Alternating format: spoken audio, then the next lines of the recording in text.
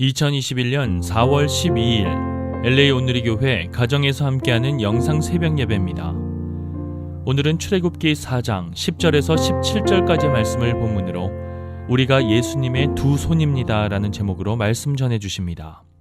모세가 여호와께 여호와여 저는 말을 잘하는 사람이 아닙니다. 예전에도 그랬고 주께서 주의 종에게 말씀하신 후에도 그렇습니다. 저는 말이 어눌하고 혀도 둔합니다 라고 말했습니다. 여호와께서 모세에게 말씀하셨습니다. 사람에게 입을 준 자가 누구냐? 또 귀머거리나 벙어리가 되게 하거나 눈으로 보게 하거나 눈멀게 하는 자가 누구냐? 나 여호와가 아니냐? 이제 가거라. 내가 내 입에 있어 내가 무슨 말을 할지 가르쳐 줄 것이다. 그러나 모세는 여호와여 간구합니다. 그 일을 할 만한 다른 사람을 보내십시오 라고 말했습니다. 그러자 여호와께서 진노하셔서 모세에게 말씀하셨습니다. 내 형 레위 사람 아론이 있지 않느냐? 나는 그가 말을 잘하는 것을 알고 있다. 이제 그가 너를 만나러 오고 있다. 그가 너를 보게 되면 기뻐할 것이다. 너는 그에게 말해 그의 입에 말을 넣어 주어라. 내가 내 입과 함께 할 것이며 그의 입에도 함께해 너희가 할 일을 가르쳐 줄 것이다. 그는 너를 위해 백성들에게 말할 것이며 내 입이 되줄 것이다. 그리고 너는 그에게 하나님과 같이 될 것이다. 이제 너는 이 지팡이를 내 손에 들고 그것으로 표적을 보이도록 하여라. 할렐루야, 월요일 아침입니다. 우리 오늘도 함께 주님을 찬양하며 우리 예배의 자리로 나가겠습니다.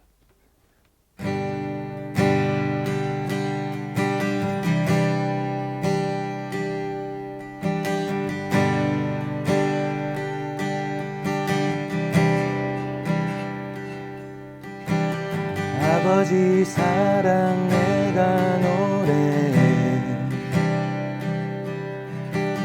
아버지 은혜 내가 노래해.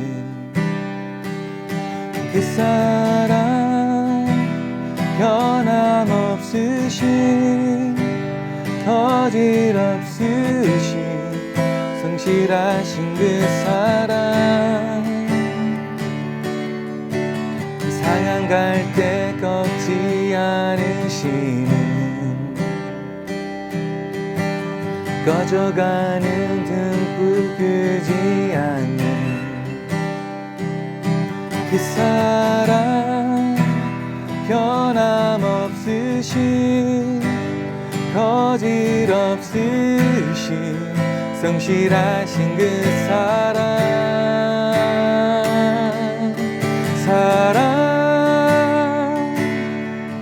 그 사랑 날 위해 죽으신, 날 위해 다시 사신 예수 그리스도, 다시 오실 그 사랑, 죽음도 생명도 천사도 하늘의 어떤 권세도 끊을 수 없는 영원한 그 사랑, 예수 그 사랑, 그 사랑 날 위해 죽으신, 날 위해 다시 사신 예수 그리스도, 다시 오실 그 사랑, 죽음도 생명도 천사도 하늘의 어떤 권세도 끊을 수 없는 영원한 그 사랑, 예수, 영원한 그 사랑, 예수. 아멘. 할렐루야. 4월 12일 월요일 아침입니다. 오늘도 하나님의 두 손이 되는 믿음의 사람 되시기를 예수님 이름으로 축복합니다. 2차 세계대전이 끝났을 때 프랑스 알자스 지방의 스트라스부르란 지방에 있는 한 교회에서 교인 총회가 열렸습니다. 교회 마당에 있던 예수님의 상이 있었는데 독일군의 폭격에 맞아 그 상의 두 손이 떨어져 나갔던 것입니다. 자, 이 상을 어떻게 할 것인가 하는 것이 그날 회의의 주제였다고 합니다. 어떤 사람들은 예수님의 상에 손이 없는 것은 너무나 보기 흉하니까 철거하자는 이야기를 했습니다. 또 어떤 사람들은 떨어져 나간 두 손을 복원시켜야 하지 않겠는가라고 의견을 제시하기도 했습니다. 그때 한 사람이 특별한 제안 한 가지를 이렇게 했다고 합니다. 그냥 그대로 놔둡시다. 우리가 예수님의 두 손이 되어드리자는 뜻으로 말입니다. 자, 이 의견이 채택이 되었고 지금도 그곳에는 예수님의 상에 두 팔이 없는, 두 손이 없는 상태로 있다고 합니다. 그리고 그 교회 성도들은 그 예수님의 상 밑에 이런 편말을 써붙였다고 합니다. 예수님은 당신의 손을 필요로 하십니다. 하나님은 능력이 충만하셔서 모든 일을 홀로 말씀으로 행할 수 있는 분이십니다. 그러나 하나님 역사의 특별한 점 한 가지는 바로 하나님은 하나님의 뜻을 받들 수 있는 섬길 종을 찾고 계신다는 것이죠. 하나님의 일을 행할 수 있는 통로로서 하나님의 사람들을 부르시고 사용하고 계신다는 것입니다. 출애굽기 4장은 바로 이스라엘 백성들을 출애굽시키기 위한 하나님의 손이 될 수 있는 모세를 부르시는 사건을 집중적으로 보여주고 있습니다. 하나님이 나를 부르실 때 나의 연약함을 보고 절망하거나 포기하지 않고 오히려 하나님의 약속과 능력을 믿을 수 있는 저와 여러분 되었으면 좋겠습니다. 다 우리 모두가 예수님의 두 손이 되어서 하나님이 마음껏 우리를 통해 일하고자 하시는 대로 우리 삶을 통해 사역이 이루어지고 삶이 나누어질 수 있기를 예수님 이름으로 축복합니다. 자, 먼저 10절 말씀 함께 묵상하시겠습니다. 모세가 여호와께 여호와여 저는 말을 잘하는 사람이 아닙니다.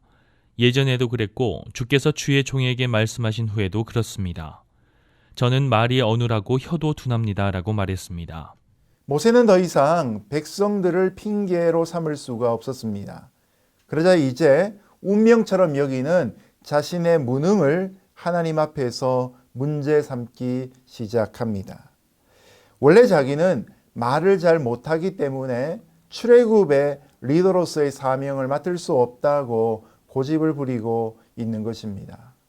자, 그런데 사도행전 7장 22절에 보면 모세는 이집트 사람의 학수를 다 배워 그의 말과 행사가 능했더라라는 말씀이 나옵니다. 더구나 모세오경을 보면 모세의 말과 글에는 엄청난 논리 정연함이 담겨져 있습니다. 그럼에도 불구하고 모세 자신은 그렇게 생각하지 않았던 것 같습니다. 그는 원래 유능한 자였는데 미디안 광야에서 말도 잘 알아듣지 못하는 양떼를 40년 동안 치다가 그만 무기력해지게 된 것입니다. 인생의 사계절 중에서 열매를 맺어야 될 가을이 되었는데 아무것도 아닌 자신의 현재의 모습 때문에 그에게 깊은 절망이 찾아와 있었던 것 같기도 합니다. 이처럼 되게 운명적인 생각에 사로잡혀 있는 분들을 보면 그 내면 속에 뿌리 깊은 불신이 숨겨져 있는 것을 발견하게 됩니다. 자, 하나님이 이런 모세에게 어떻게 말씀하십니까? 여호와께서 모세에게 말씀하셨습니다. 사람에게 입을 준 자가 누구냐? 또 귀머거리나 벙어리가 되게 하거나 눈으로 보게 하거나 눈멀게 하는 자가 누구냐? 나 여호와가 아니냐? 이제 가거라. 내가 내 입에 있어 내가 무슨 말을 할지 가르쳐 줄 것이다. 하나님은 불신에 사로잡혀 하나님의 선택이 잘못되었다고 주장하는 모세에게 심하게 책망하고 계십니다. 그리고 하나님은 모세에게 하나님이 창조주이신 것을 깨닫도록 도와주고 계십니다. 사람을 만드신 하나님이 사람의 입도 만드셨다는 사실을 모세로 하여금 기억나게 하고 하시는 거죠. 말 잘하는 자도 하나님이 만드셨고 말 못하는 자도 하나님이 만드셨습니다. 뿐만 아니라 귀나 눈이 밝거나 어두운 것도 다 창조주 하나님의 소관이라고 말씀하고 계십니다. 아무리 말을 못해도 창조주 하나님이 함께 하시며 하나님이 지으신 입에 하나님의 말씀을 담아주시면 그것으로 충분하다는 메시지입니다. 저는 설교자로 이런 사실들을 종종 느낍니다. 어떤 때는 설교를 너무 못해서 설교를 마치고 그냥 쥐구멍이라도 있으면 숨고 싶을 때가 있습니다. 그저 성도들과 악수례를 하며 예배를 마치고 돌아가는 발걸음을 볼 때 얼굴이 혼자 뜨뜻해지는 경우들도 있습니다. 오늘 따뜻한 밥, 영적인 양식을 대접해야 되는데 식은 밥 드린 것 같고 잘못해서 죽을 쓴 것 같아서 참 안타까울 때가 있습니다. 그런데 한참의 시간이 지나고 난 다음 어떤 성도님이 그때 그 설교의 이런 부분 때문에 제가 큰 은혜를 받았습니다. 그런 인생의 어려움 속에서 그 메시지 때문에 제가 잘 견뎌낼 수 있었습니다. 이런 의외의 이야기를 들을 때가 종종 있기 때문인 것이죠. 설교가 전달이 참 중요한데, 그런데 전달만 잘 된다고 해서 모든 것이 아니란 것을 종종 느낍니다. 여러분, 우리가 창조주 하나님이 우리와 함께 하실 때 때로는 내가 좀 부족해도 하나님의 역사하심이 더 빛날 때가 있지 않습니까? 하나님의 부르심에 대해서 이사야 선지자가 했던 반응을 여러분 기억하시죠? 주여, 내가 여기 있나이다. 나를 보내소서. 하나님의 부르심에는 후회하심이 없다고 하는데 이사야처럼 하나님의 부르심 앞에 이렇게 바르게 반응할 수 있는 저와 여러분 될 수 있기를 예수님 이름으로 축복합니다. 그러나 모세는 여호와여 간구합니다. 그 일을 할 만한 다른 사람을 보내십시오라고 말했습니다. 모세는 이제 더 이상 핑계댈 것이 없습니다. 핑계댈 만한 소재가 다 떨어져 버리고 만 것이죠. 그래서 이제는 아예 주님, 다른 사람을 보내십시오라고 하며 하나님의 부르심 자체를 거절하고 있습니다. 모세는 그동안 다른 핑계들을 많이 대었지만 사실은 그 마음속에 출애굽의 사명을 감당하기가 싫었던 마음이 가장 근본적인 동기였습니다. 모세는 포악한 이집트의 파라오 왕과 무지몽매한 이스라엘 백성들을 생각만 해도 부담스러웠기 때문입니다. 40년 전에 자신이 도왔던 그 히브리 백성 때문에 그는 야반도주할 수밖에 없었지 않습니까? 도우려고 했는데 오히려 그것이 그에게는 지난 잃어버린 40년의 이유가 되어버리고 만 것입니다. 그러니 그곳으로 다시 돌아가고 싶은 마음이 없다는 것을 우리도 짐작할 수 있습니다. 모세는 출애굽의 사명이 얼마나 힘들고 무거운 사명인지 누구보다 잘 알았던 것입니다. 그래서 40년 동안의 광야에서 양치는 생활에 지금 벌써 익숙해진 지가 오래되었고 아무 문제도 생기지 않는 조용하고 편안한 소시민으로서의 삶을 처자식과 함께 살고 싶었던 것이 그 당시의 유일한 그의 인생의 소망이었던 것이죠.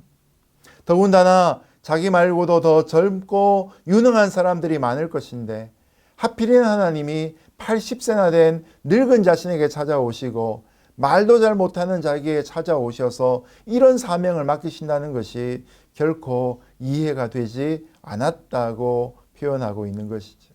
그러다 보니까 이 출애굽기 4장에서 벌써 4번이나 연속해서 하나님의 부르심 앞에 거절하는 장면이 나오게 되었던 것이죠. 핑계거리가 떨어지니 하나님, 저는 절대로 안 갑니다. 다른 사람 보내십시오라고 버티고 있는 장면입니다. 그러나 여러분, 이 말씀 속에서 우리가 기억할 것이 있습니다. 우리가 아무리 변명하고 버티고 회피한다 할지라도 하나님은 부르심을 결코 포기하지 않으신다는 것입니다. 그러므로 우리에게 비록 패배의식과 좌절감이 있다 할지라도 또 운명주의에서 출발된 불신이 있다 할지라도 그것을 회개하고 전능하신 하나님을 믿고 부르심에 적극적으로 순종하는 것이 바른 태도인 것을 알게 되는 것이죠. 저도 목사로 안수받은 지가 벌써 20년이 넘었지만 그러나 이 부르심을 확인하고 하나님 앞에 나아갈 때까지 참으로 많은 거절의 의사와 순간들이 있었음을 돌아보게 됩니다. 지나보면 하루라도 빨리 순종해야 되었던 것이 내게도 더 좋은 일이었는데 왜 그렇게 지체했던가 후회가 될 때도 있습니다. 여러분, 하나님이 우리에게 앞으로 작은 일을 맡기시건 아니면 큰 일을 맡기시건 그 일의 분량과 관계없이 또 나의 능력과 관계없이 하나님의 부르심에 먼저 마음을 담아둘 수 있는 저와 여러분 될 수 있기를 예수님 이름으로 축복합니다. 그러자 여호와께서 진노하셔서 모세에게 말씀하셨습니다. 내 형 레위 사람 아론이 있지 않느냐? 나는 그가 말을 잘하는 것을 알고 있다. 이제 그가 너를 만나러 오고 있다. 그가 너를 보게 되면 기뻐할 것이다. 너는 그에게 말해 그의 입에 말을 넣어 주어라. 내가 내 입과 함께 할 것이며 그의 입에도 함께해 너희가 할 일을 가르쳐 줄 것이다. 그는 너를 위해 백성들에게 말할 것이며 내 입이 되줄 것이다. 그리고 너는 그에게 하나님과 같이 될 것이다. 이제 너는 이 지팡이를 내 손에 들고 그것으로 표적을 보이도록 하여라. 만약 모세가 하나님의 부르심을 듣고 창조주 하나님의 콜링이라는 사실을 믿음으로 순종하며 나갔다면 하나님이 적극적으로 그와 함께 해주시고 친히 도와주셨을 것입니다. 그러나 모세는 부르심에 대해 순종하는 과정 중에도 계속해서 자신이 말을 못한다는 운명적인 생각을 버리지 못했습니다. 그래서 하나님께서는 그에게 아론, 바로 모세의 형인 그 아론을 대변자로 세워주시겠다고 약속하셨습니다. 이것은 긍정적으로 보면 모세가 동역자 한 사람을 얻은 것에 해당합니다. 그러나 반대로 부정적으로 보자면 모세에게는 새로운 짐이 하나 더 생기는 것의 의미입니다. 아론은 모세보다 3살이나 많은 육신의 형이었습니다. 그러니 백성들이 볼 때 모세보다 아론이 더 위대한 지도자처럼 보일 수도 있는 것이죠. 그래서 우리가 아는 것처럼 모세가 십계명을 받으러 산으로 올라갔을 때 아론의 설득 때문에 이스라엘 백성 전체가 금송아지 우상을 만들고 그것에 절하는 치명적인 죄를 범하지도 않습니까?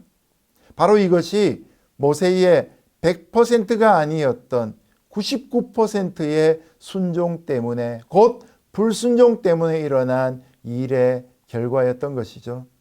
그러나 우리는 어쨌든 하나님이 모세를 위해서 아론을 동역자로 붙여주시고 모세의 입과 아론의 입에 함께 계시면서 앞으로 행할 일을 아론에게, 모세에게 가르치시겠다고 약속하시는 말씀을 보면서 또한 소망을 갖게 됩니다. 모세에게 주시는 약속을 보면 아론에게 모세는 하나님같이 될 것이다, 이 말씀을 주고 계신 것이죠. 또한 하나님은 모세에게 지팡이를 손에 잡으라고 하시면서 하나님이 그와 함께 하시는 표적을 이 지팡이를 통해 보여주겠다고 약속하셨던 것입니다. 여러분, 모세가 아론을 의지하는 것 때문에 생기는 불상사도 있긴 하지만 그러나 근본적으로 볼 때 하나님의 선택에는 결코 잘못이 조금도 없습니다. 모세가 비록 부족해 보여도 하나님은 모세를 통해 일하실 것이기 때문입니다. 이유가 무엇일까요? 동기가 무엇일까요? 하나님이 이렇게 꼭 하시는 맥락과 의미가 무엇일까요? 저는 그것이 바로 모세가 40세였을 때에 하나님을 향해 품었던 마음, 그리고 자기 동족 이스라엘 백성, 히브리 백성들을 긍휼히 여겼던 그 마음 때문이라고 생각이 되어집니다. 그가 40년 전 하나님의 백성들과 함께 살고자 하는 결단을 했었기 때문에 하나님은 지금 그 마음을 기억하시고 80이 된 모세를 이끌어 출애굽의 지도자로 사용하고 계신 것이죠.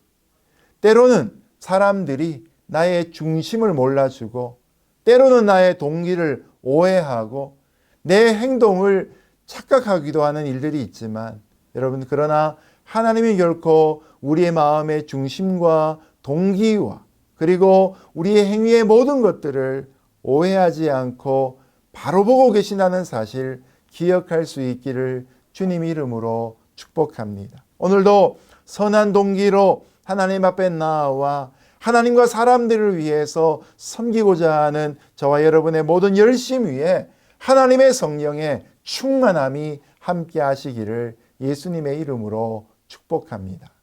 이제 말씀을 맺겠습니다.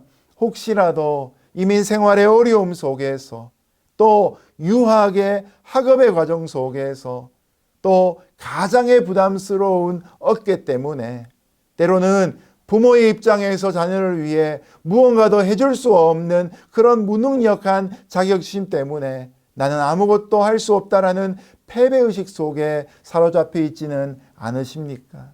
그렇다면 우리에게 믿음의 동역자를 보내주시고 권능의 지팡이를 손에 잡게 하시는 하나님을 의지할 수 있기를 예수님 이름으로 축복합니다. 하나님, 우리를 버려두시고 네가 알아서 네 인생 혼자 책임지라고 맡겨놓는 분이 아니십니다. 무조건 우리의 등을 떠미는 분이 아니십니다. 모세에 있었던 지팡이처럼 하나님은 수많은 약속의 말씀을 성경 가운데 우리로 하여금 기억나게 하시고 그 말씀 의지하여 걸어가는 길들마다 하나님의 역사로 늘 동행하여 주실 것입니다. 오늘도 그런 하나님과 함께 찬란한 영광의 하루 될 수 있기를 예수님 이름으로 축복합니다. 함께 기도하겠습니다. 하나님 아버지, 나는 할 수 없습니다.